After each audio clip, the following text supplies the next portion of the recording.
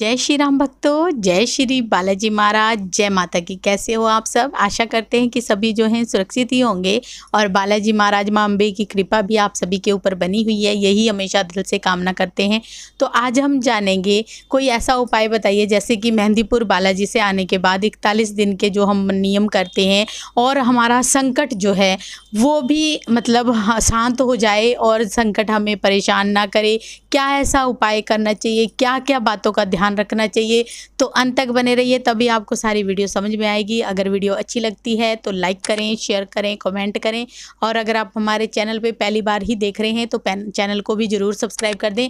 ऐसी ही वीडियो, धार्मिक वीडियो जुड़ने के लिए और बालाजी महाराज, हनुमान जी महाराज की सारी जानकारी आपको इसी चैनल पर मिलती है। बहुत सारी वीडियो आपको इस चैनल पर मिल जाती है जिसमें आपको हर तरह का ज्ञान दिया जाता है। तो चलिए शुरू करते हैं आज की वीडियो। जय श्री राम जी। जय श्री राम, जय श्री बालाजी महाराज। मेहंदीपुर की पवित्र कृपा आपके परिवार पर निरंतर बरसती रहे और जगत जननी माँ भवानी अम्बिका की कृपा आपके घर में अन्नपूर्णा रूप में वास करे, ऐसी कामना अपने इष्ट देव और माता जगदम्बिका से करता हूँ आपके परिवार के लिए। देखिए, सबसे बड़ी बात ये होती है कि जो रोगी है बेचारा वो परेशान है।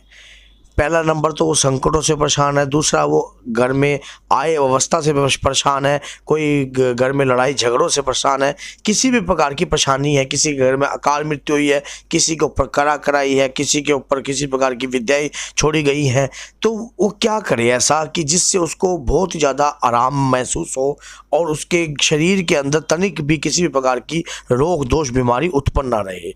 और जो संकट बाबा के दरबार के श्री चरणों में वो छोड़ के आया है वो मुड़कर उसके घर की प्रति ना देखे, अगर देखे तो कहीं ना कहीं उसके हित के प्रति देखे। तो ऐसा क्या हो सकता है? ऐसा कुछ हो सकता है जिसके कारण संकट भी सुधर सकते हैं। तो मैं आज आपको यही चीज़ बताऊंगा कि संकट को हम किस प्रकार से सुधार सकते हैं, किस प्रकार से परमात्मा की कृपा का पात्र बना सकते हैं। देखिए, जैसा कि आपको पता है कि आत्मा जो है वो परमात्मा के एक सूक्ष्म केंद्र है, एक सूक्ष्म रूप है। मान लो किसका? परमात्मा का। परम पिता परमात्मा की संतान है। वो आत्मा जब प्रेत योनि में होता है, जब आत्मा प्रेत योनि के अंदर वास करता है, तब वो अपने घर के प्रति भी नाश करता है, अपने घर के प्रति भी शुद्धिकरण में नहीं होता। उस आत्मा की सद्गति जो है हमें किस प्रकार से करानी चाहिए?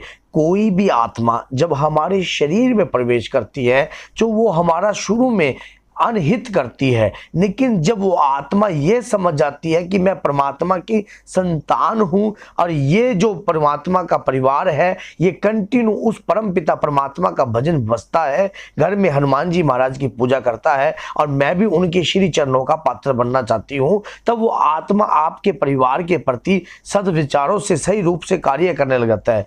मान लीजिए कोई तांत्रिक किसी भी आत्मा को शमशान से पकड़ता है या कहीं ऐसी जगह से पकड़ता है, आपके घर में किसी से उस आत्माओं को वचनों में बांधकर गलत प्रकार की प्रक्रिया से आपके परिवार के ऊपर छोड़ी जाती है। अब उसने अपना कर्म कर दिया, अब आपका कर्म का उद्देश्य क्या है? आप क्या करोगे उस आत्मा के प्रति? जगह जगह जाओगे, जगह जगह चौकियों पे जाओगे। अब वो आत्मा सुधरने का नाम लेती नहीं है क्योंकि इतने समय तक उसको प्रेत योनि में रहना पड़ा। तो हमारा नैतिक फर्ज क्या है? एक आत्मा जब हमारे घर के अंदर वास कर रही है, वो प्रेत योनि में है, उसको प्रेत योनि से मुक्त करवाना। अब प्रेत योनि से मुक्त करवाना, हमें इस चीज का ज्ञान नहीं है, तो मैं आज आपको बताता हूं किसी आत्मा के प्रति हमारे विचार किस प्रकार से हो सकते हैं। हम मेहंदीपुर बालाजी आते हैं, बाबा की अर्ज लगा के आते हैं। अर्ज के बाद हमारे ऊपर तत्काल कार्रवाई होती है क्योंकि हमने बाबा के दरबार में अर्ज दी है अपने नाम से, अपने परिवार के, अपने गोत्र के नाम से। उस अर्ज के माध्यम से हमारे परिवार के ऊपर जो कार्रवाई करवानी है वो किस प्रकार से करवानी है? हमें करने पड़ेंगे सिर्फ दो काम से आप आत्मा को सद्गति प्रदान कर सकते हो। जैसा कि आप मेहंदीपुर से, मैंने पहले कहा था कि 41 दिन में पाठों का हमने किस प्रकार संकल्प लेना है, तो मैं आज आत्मा की सद्गति का रास्ता आपको बताऊंगा कि किस प्रकार से आपने आत्मा को सद्गति प्रदान करनी है। सबसे पहले गीता का पाठ। गीता का पाठ आपने ये 41 दिन के अंदर अंदर आपने गीता का पाठ जो है जोत के दौरान भी कर सकते हो, जोत के अलावा भी कर सकते हो। एकांत कमरे में बैठकर वहां पर श्री राम की, प्रभु की, मानंदीपुर सरकार की जो आपने स्वरूप है वो स्वरूप को रखकर उसके ऊपर लाल कपड़ा बिछाकर और थोड़ी सी दूब होती है घास जैसी, ऐसी दूब रखकर आपने और उसको लपेट कर और अपने जल के लोटे में डालकर और आपने क्या करना है, एक मंत्र पढ़ना है, ओम नमो भगवते वासुदेवाय नमः। इस प्रकार से अपने घर के उस एरिया को आपने सकारात्मक रूप से पॉजिटिव कर देना है। उस दौरान आपने एक धूप या जोत जलानी है, जोत घी की होगी, खड़ी ज्योति होगी। अब गीता का जो आपने पाठ प्रारंभ करना है, पाठ प्रारंभ करने के दौरान आपने जो ओम सीताराम का नाम भी ले सकते हो, ओम नमो भगवते मंत्र का भी जाप कर सकते हो। और उस जब वो धूप को हाथ में लेकर उसमें थोड़े से चावल लेकर, 1 रुपए का सिक्का लेकर और 3 लौंग लेकर ये संकल्प लेना है कि हे श्री बालाजी महाराज, हे हनुमान जी महाराज, हे प्रभु श्री राम, आप ही जगत के संहार के देवता हैं, आपके द्वारा ही सब कुछ है, आप शंकर भगवान के 11वें रुद्र अवतार हैं। हे प्रभु, मैं इस आत्मा की सदगति के लिए, इस आत्मा ने मेरा क्या नुकसान किया मैं नहीं जानता, इसके साथ मेरे कर्म कौन से कर्मों के रिश्ते हैं मैं नहीं पहचानता। हे प्रभु, जब मैं उन रिश्तों को नहीं जानता, उस कर्म के बोध को नहीं जानता, उस कर्म के शास्त्र के ज्ञान को नहीं जानता, तो मैं ये भी नहीं जानता ये आत्मा है तो है कौन, किसने भेजी, क्या किया, कब किया, क्यों आई, किस उद्देश्य की लाई, मैं कुछ नहीं जानता। सिर्फ मैं ये जानता हूं कि मैं भक्त शिरोमणि की शरण में हूं, मैं वीर शिरोमणि की शरण में हूं। मेरा नैतिक फर्ज ये है कि मैं इस आत्मा की सदगति करवाऊं, इस आत्मा का सदमार्ग पर इसको लगाऊं और इस आत्मा को सदमार्ग पर लगाना ही मेरा उद्देश्य है। आपने गीता का अध्याय प्रारंभ कर देना है। शुरुआती तौर पर आपको थोड़ी सी तकलीफ का सामना करना पड़ सकता है, क्योंकि अगर जो रोगी है उसको भी अगर पास में बिठाया जाता है तो बहुत ही ज्यादा उत्तम माना जाता है। जो अगर वो भी करना चाहे तो वो अगर करना चाहे तो खुद भी कर सकता है। अगर वो पास में भी बैठे तो कोई भी एक व्यक्ति संकल्प लेकर ये कार्य कीजिए। अब उस दौरान क्या करना होता है, और एक प्रण और कीजिए, ये 2 काम ही आपने करने हैं।